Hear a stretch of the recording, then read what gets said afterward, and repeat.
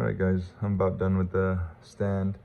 Unfortunately, I wasn't able to put the supports on that go on the front side and the side of each individual leg. They were about, I would say, less than 1/8 of an inch off. I would try to squeeze them in there as best as I could. I couldn't. Literally probably the thickness of the blade. So I'll go back tomorrow to Home Depot and have them cut that, so then I could go in there and put those on, and the stand will be finished, kind of sanded up a little bit, and then spray paint it. Possibly later in the future, I do want to at least cover the sides, maybe get some plywood from there and slap that on there. I thought I wasn't gonna like it open, but as of right now, it's not too bad. Like I said, I do also want to get a piece of plywood and put it on top and right here on the bottom to cover all that, make it look a little better squared away.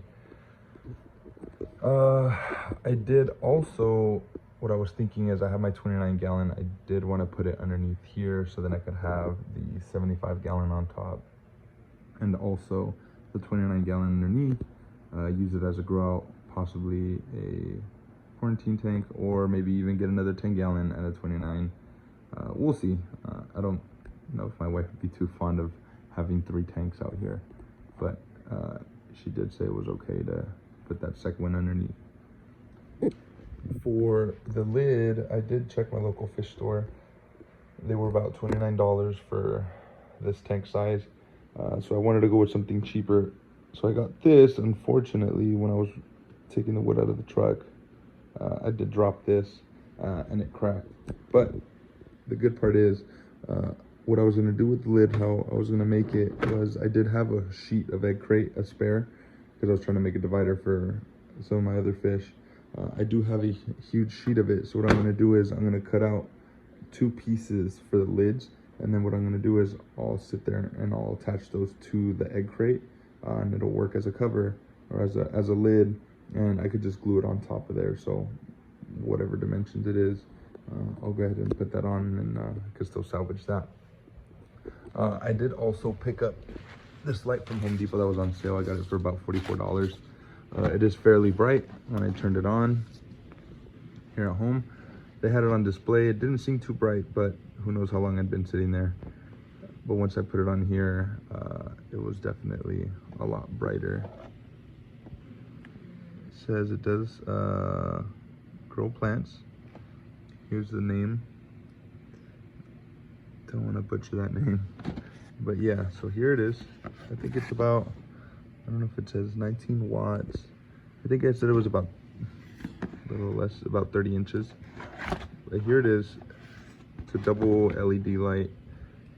So as you can see, it has a white light and a red light, every other single one. But when I plugged it in, like I said, it was very, very bright, which I think will do perfectly fine for this tank.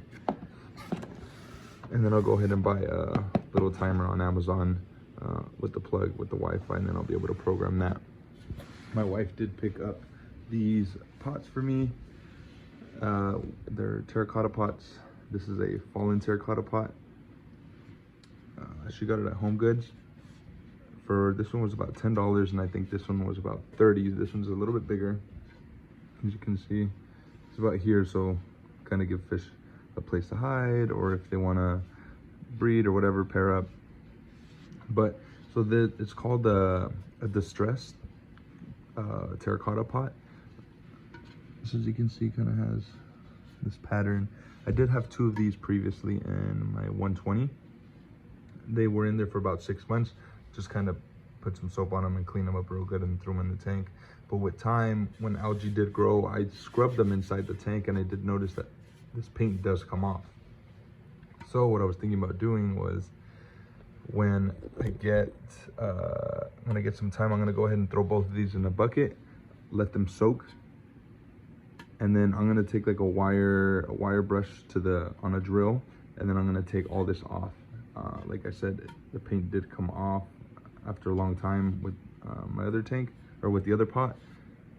I'm gonna go ahead and strip off as much of this as I can, and then again let them sit for a little bit longer. And then, because I was able to see the kind of that orangey regular terracotta once the paint started coming off.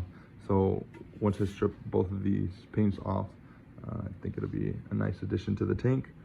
Like I said, here's one of them, and then here's a second one. This one was pretty cool. I didn't have last time. This one's a little bit bigger. I think gives a place for the fish to hide.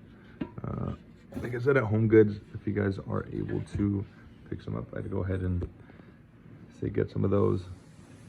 Oh, also I do have some more stuff that haven't talked about that's going to be in the tank.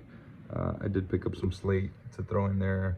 I did pick up some similar gravel, but I'm going to mix the substrates. So I'm going to put like a mixture of some sand, some thicker coarse sand, and some of that same darker gravel, that pea gravel that I had previously in my 120. And hopefully it looks pretty good. And then I have one big piece of manzanita wood, which I wanted to get a couple, but I think that one piece will be enough after I put everything. Also, and then one fake plant that I had just picked up recently. So I did pick up, I do follow Aquarium Co-op pretty regularly. I picked up their power head. They said it moves like 230 gallons per hour, which I thought was great. It's gonna create great water movement for the tank. It's gonna get all the detritus up and stuff. And I'm gonna attach this. I'm gonna attach this power head to the sponge. I think it's the medium, it's the medium one. It's 20 gallons, which I had a power head with some sponges on it previously, but the sponge was a lot smaller. So I figured I'd do this same because it does help polish the water pretty well. It will create beneficial bacteria on this. And like I said, it didn't really bother me, so I'll throw it in the corner and then I'll go ahead and let this run, and then it'll act as a second filter. But as of right now, I'll go ahead and finish this up tomorrow morning. Once I get that cut, I'm gonna get this sanded a little bit, throw some spray paint on it, and then go ahead and put the tank on it and hopefully get the tank set up possibly by the end of the night. Then I'll be able to make some more videos regularly. I do have some new fish that I haven't updated you guys on. Like I said, this phone is not the best. The sound quality is not the best. For whatever reason, it's messed up. It is 4 years old, so I'm still surprised that it's going. And also the camera, every time I zoom in, it starts shaking, so it kind of deters me from making some videos. But I am excited to make some more videos. Like I said, I did get some pretty cool fish. I got a fish back that I had ended up getting rid of. I did lose some fish that I picked up. I'll go ahead and explain that more in the next couple videos.